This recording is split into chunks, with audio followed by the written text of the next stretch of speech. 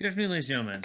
So, this video is the first of two videos kind of talking about how we can use Coulomb's law to break down problems with charges and kind of exploring how we can use electric force and combine it with what we already know about forces.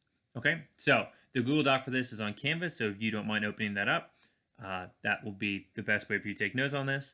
So, hopefully you've already watched the first two videos. The first video was all kind of just explaining the idea of electric force.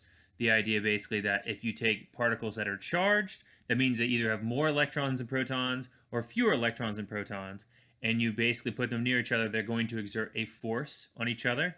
If they're oppositely charged, so positive and negative, they're going to try and pull each other together. They attract. If they are the same sign, whether that's positive, positive, or negative, negative, they are going to push each other away or repel each other. All right? The second video was all about kind of exploring exactly how much they push each other away or pull each other together. That's the Coulomb's law online lab. Okay? And this class work is all about using that new law and just kind of combining it with what we already know about forces and how we can kind of break down these new questions. Okay?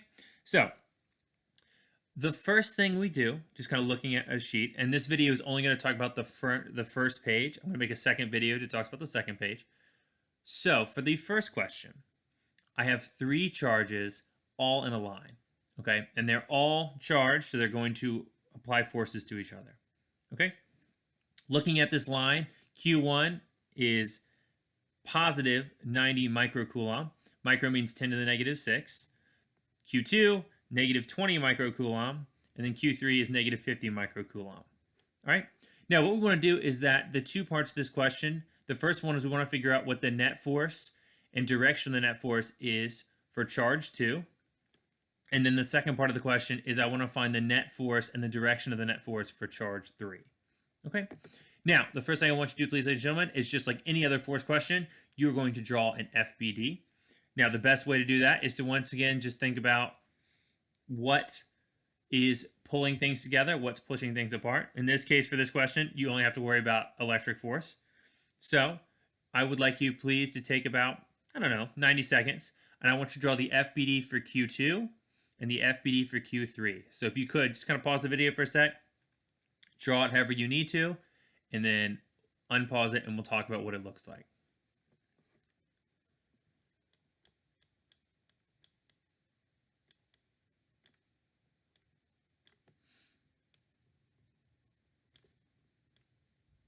All right. Now, for the first part, so this is the charge for Q2. Let's look at each thing that's applying a force to it.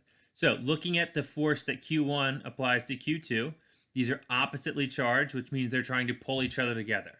That means in this case, this charge on the left side is going to be pulling the middle charge to the left. So our first force in the FBD will look like this. I'm just going to call it F1, 2. I'm trying to do this with a mouse, so it's going to look really great. Now, the other charge that is also applying force to it is the one on the right. Now, in this case, these are both negative charges, which means they're trying to push each other apart. In this case, because the negative 50 microcoulomb charge is on the right, it's pushing the charge in the middle to the left. So we actually have a second force also going to the left. I'm just going to call this F2, 3. Okay. Now, for the second part, when we're now looking at the forces acting on Q3, it might be slightly different. Okay, so working from left to right in this case, the first force would be between the middle charge and the charge on the right. And if you kind of just think about it, you can use Newton's third law here. If the force that this one is applying on this one pushes it to the left, that means the force that this one applies to the rightmost charge is going to push it to the right. So in our FBD, this is going to be F, and we'll call it F32, just to kind of let me know. And we'll see why I did that in a sec. Okay. Now, the farthest charge, though, is positive, and this charge is negative. So that means that charge 1 and charge 3 are also trying to pull each other together. They're attracted to each other. So in this case, that means that the leftmost charge, charge 1, is pulling it to the left. So we're going to have a force going to the left.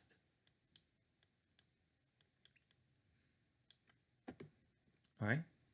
And once again, all we're doing is just using what we know about like charges and opposite charges and the way they're going to pull or push on things, and drawing an FBD, which is something we are very familiar with right now. Okay? Now, the next thing we're going to do is now we're going to literally calculate what is the net force acting on the charge it's asking about, and what direction is that force going in. Okay? And to do that, we basically use what we know about net force. Remember, in this case, the net force is just going to be the sum of all the forces. Okay? In this case, for the charge Q2, both the forces go the same way, so I can just basically say, I'll just add them together because I know they're working together. So F12 plus F23. But for Q3, they're going opposite, so we know that they're trying to cancel each other out. So in this case, the net force is going to be, I'm just going to do right minus left.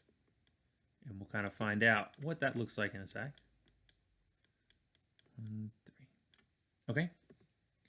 Now, in order to do this, we're going to need to use Coulomb's law, the electric force law, to calculate how much force the charges are exerting on each other. Okay?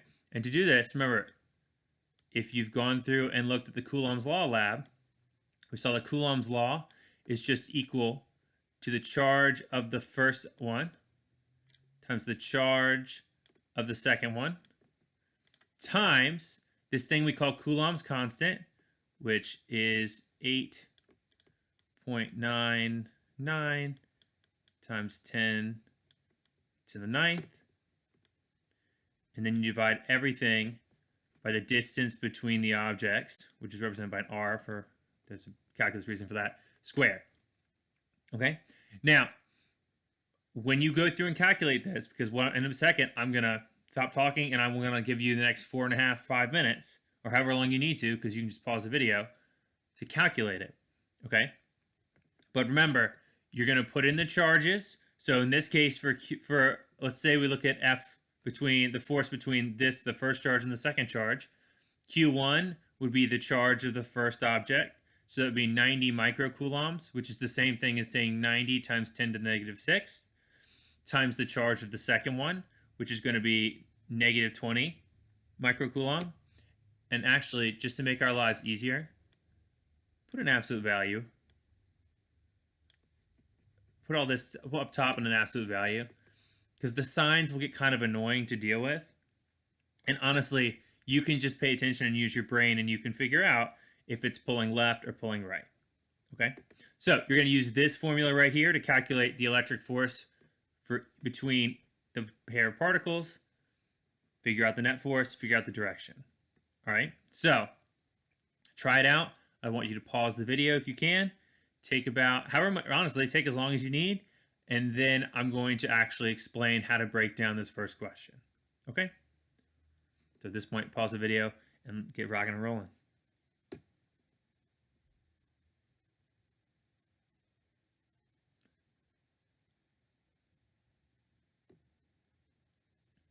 All right, so hopefully you've had a chance to kind of play around with these formulas. It's definitely going to be a little frustrating, I know, to kind of work with this, especially because you have things to the negative 6, you have things to the 9th. It gets very frustrating. But when all is said and done and we work through it, it should look like this. Okay? So for the first question for Q2, we start by trying to find the net force. So we find the force for F12. So as you can see on the document, you're going to multiply all these things together. Remember, KE is just the Coulomb's constant. It's 8.99 times 10 to the 9th.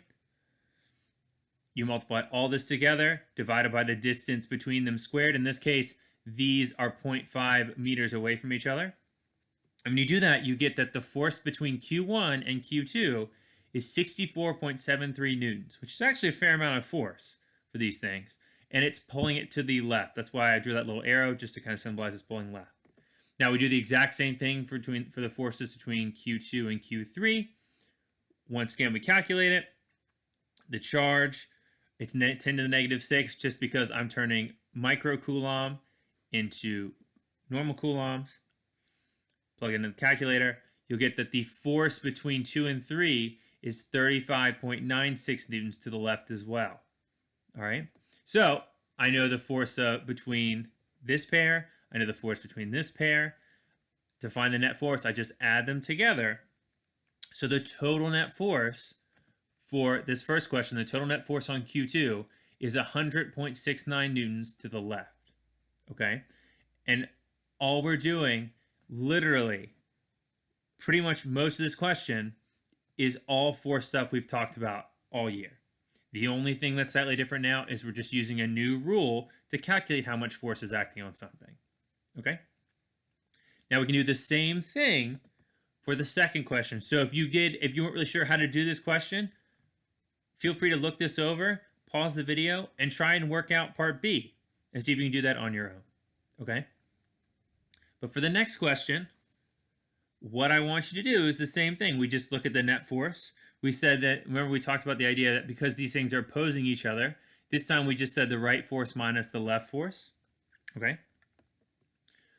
F13, so that's the force between Q3 and Q1, is once again, you're going to multiply by the charges, multiply by Coulomb's constant, then you're going to divide by the total distance between them. But this time, because these aren't just a half meter away, the total distance is actually now a full meter. So it's going to be 1 meter squared. Plug it into the calculator, and you're going to get, hopefully, that the force between Q1 and Q3 is 40.46 newtons. And because we're talking about the forces acting on Q3, that's going to be pulling Q3 to the left. Okay? Now, what's nice is that the force between 2 and 3 is the same, regardless of which charge we're looking at. So we already calculated earlier that the force on 2 from 3 was 35.96 newtons. So the force of 2 on 3 is going to be the exact same number. Okay? The only difference is that now Q2 is actually pushing Q3 to the right. So now the force is going to be 35.96 newtons to the right. Okay? Now, once we have these two things, to find the net force, it's just like we always do. We do one minus the other. I did right minus left. And you're going to get, if you do that, you'll get the answer is negative 4.5 newtons. And what I've done, instead of leaving as negative, I just said it's 4.5 newtons to the left. Okay? Because remember, all positive and negative mean in this class, whenever we talk about calculations, is it pretty much means direction. Okay? So, with that being said, that's the first kind of real practice with using Coulomb's law. Okay? And it acts just like everything else we've done. It's just a slightly different formula with a lot of 10 to the negative things that can be really annoying. Okay? Now, the next thing I want you to do, please, ladies and gentlemen, is you're kind of scrolling down and you're looking at part C and part D. Now, in this case, I've now taken out charge 1. So in these two questions, Q1's gone. Doesn't exist anymore. So we're only left with Q2 and Q3. And what I would like you to answer is I basically want you to answer these two questions. How would the magnitude, which is just the number, and direction of the net force on Q2 change if we took out charge 1? And how would the magnitude and direction of the net force on charge 3 change if I took out Q1? Okay? So, give yourself however much time you need. Pause the video here. Try and answer those two questions. And when you think you're ready, unpause it and let's see what the answers are.